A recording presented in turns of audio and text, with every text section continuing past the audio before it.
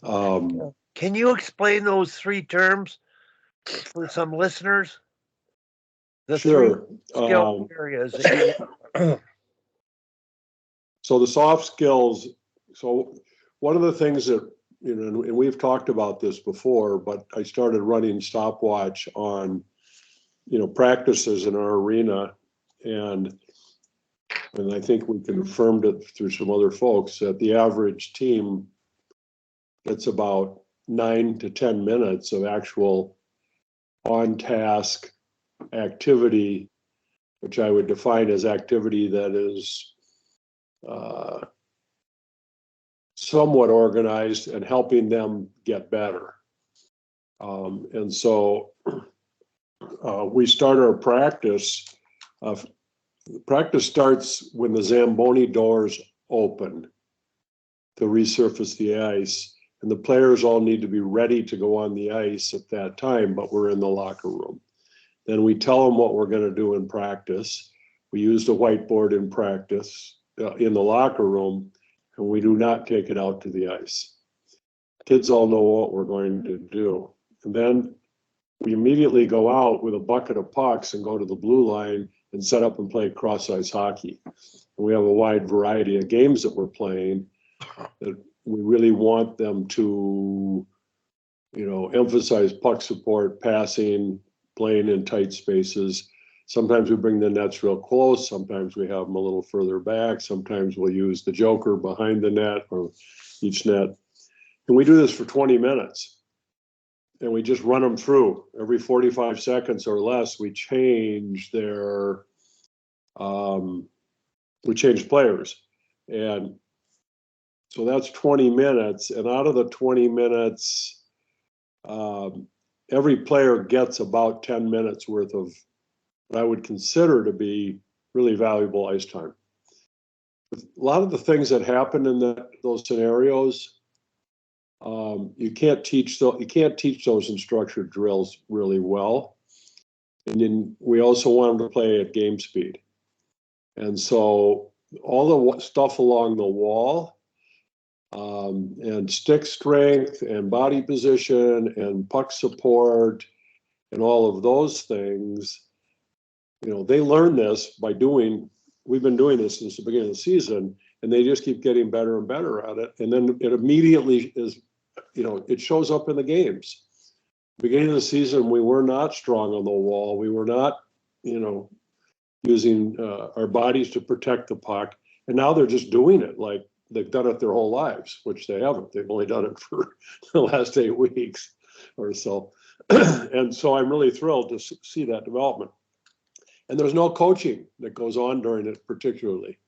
There might be, something said to one or two players and they come off, a couple suggestions on how they might, do something a little bit better. But essentially it's just 20 minutes of playing hockey.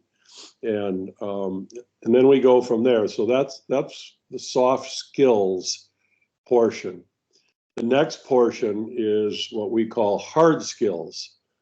And in hard skills, the goalies go with one or two of the assistant coaches, and we set up, if we're only on half ice, we'll push a net out into neutral ice zone against the sidewall, and they will work with the goalies there.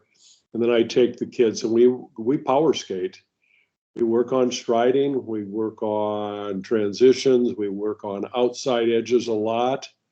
All of these things, and most of these kids have never been, have never done much skating instruction ever. And their skating is just remarkably better. We spend 20 minutes doing this. At this point of the season, we've got pucks in the drills too. So we can expand how we're doing it. We're doing all the stuff that we've all seen: down on one knee, get back up, down on the other knee, have them going, 360, going all the way around, trying to carry a puck, doing the Bobby Orr wheel away drill where they pass, catch a puck, come back. And the key to all of this stuff is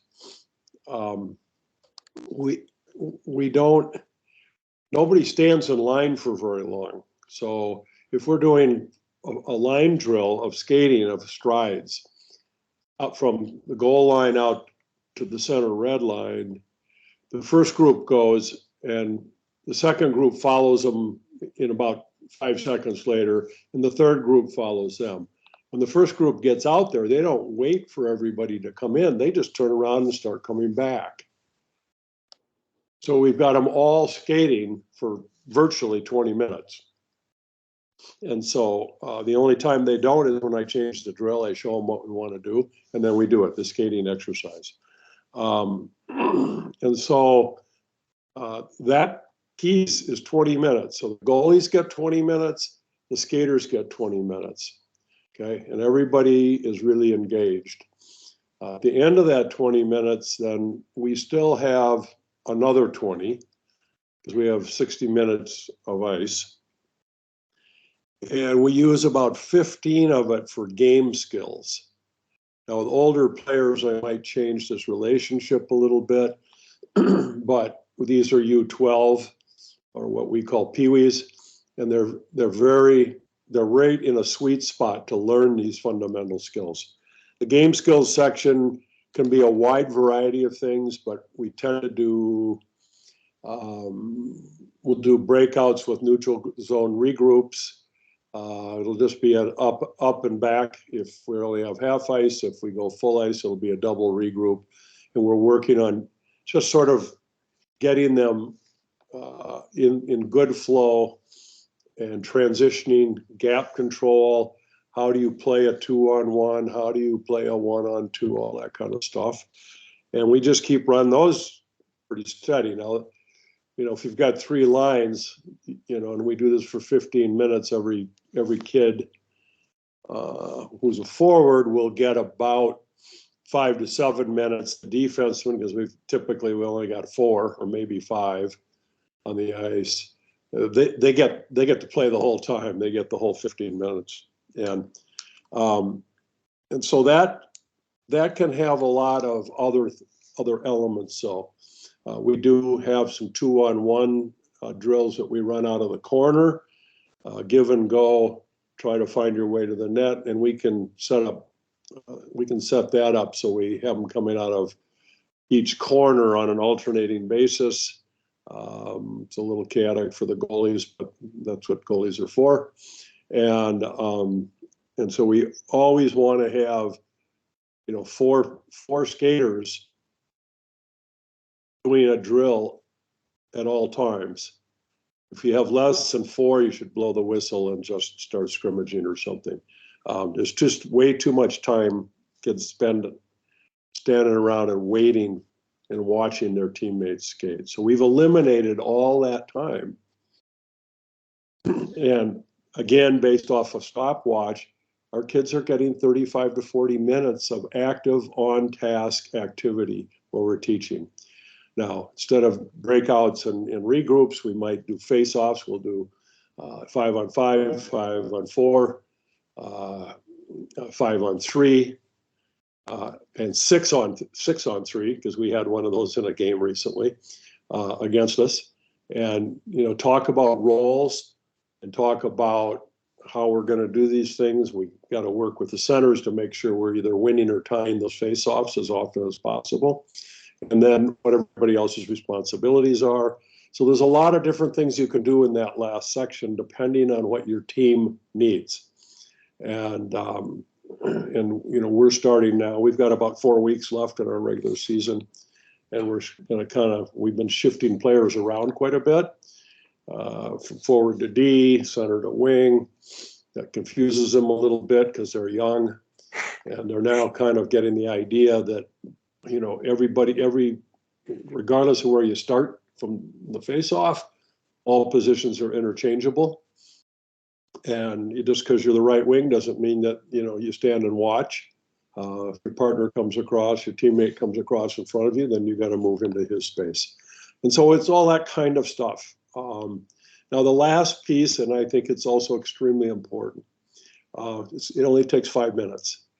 We start off with push-ups. In the first practice of the season, I got them down around the circle, got them in push-up position. We went down, up, And I said, that's good, that's good. Next day we did 2, the next day we did 3, next day we did 4. We're up to about 25, which is about the limit for kids this age because they're not all that strong in their arms and shoulders. But they really have embraced it, and it's led by 2 of the players right in the middle, and they do it and count it. And then the goalies, goalies do up and downs. One of them was injured, so we had him doing sit-up curls. Another boy got a bad wrist, so we don't make him do push-ups, but he has to do something. So that only takes a couple minutes. And then we do the winner's circle or champion circle, whatever we want to call it. We bring them together, and they complement each other for one player will compliment another player for something that they thought they did a really great job with. And that's become actually pretty fun. At this age level, you have to manage it as a coach because they'll do it for 20 minutes. And we're teaching them to be more specific rather than say, hey, Wally did a great job at practice today. And I'll go, well, be more specific. Exactly what did he do that was really good? And then they'll start to talk and I'll go, no, look at Wally and tell Wally what he did. Don't tell me. Okay, this is something you guys tell each other. And they really like this. And if we start to run out of time, they come over and go, Coach, we got to do winner's circle. A couple of times we've had to go to the locker room and do it because the ZAM is coming out. And then they do a breakdown at the end. I get out of it and they come together and they do their cheer or whatever, put their sticks in the air and go, 1, 2, 3, or whatever they do it. And they take turns leading that. So that's really cool stuff. So when they get done with practice, I mean, they've had a lot of work, 35, 40 minutes of work opposed to 9 minutes in the typical practice. And so I know, Tom, you've got your systems and you keep everybody moving all the time. This is my way of trying to keep it moving all the time. I've got a great assistant coach. He runs the soft skills drills at the beginning. You'll see this in the video when I get it. I'll send it to you guys when it's done. So anyways, that's essentially how we do it. And you asked why this team is getting so much better. It's just the practice format. It isn't the actual drills, I think. It's the fact that we just have them engaged for 35 or 40 minutes and 2/3 of it's at game speed or as close to game speed.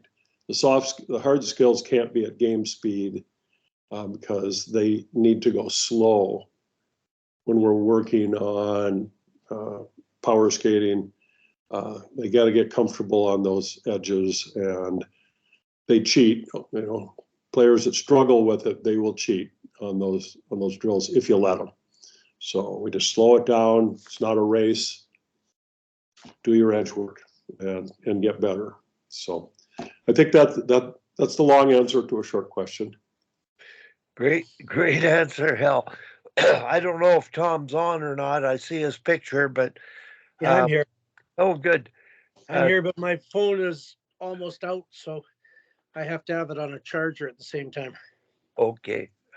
How old are the kids? They're 11 and 12. Okay. My view. Yeah. Well, I just going to say that the other thing is that this practice format's ideal for this age level because they're still learning so much and they're growing and they're developing. My perspective is the peewee, we call it peewees, it's U12 boys, is maybe the most important level of the program because it sets the foundation. They go to Bantams, we call Bantams U14 next year, and they're starting to, they're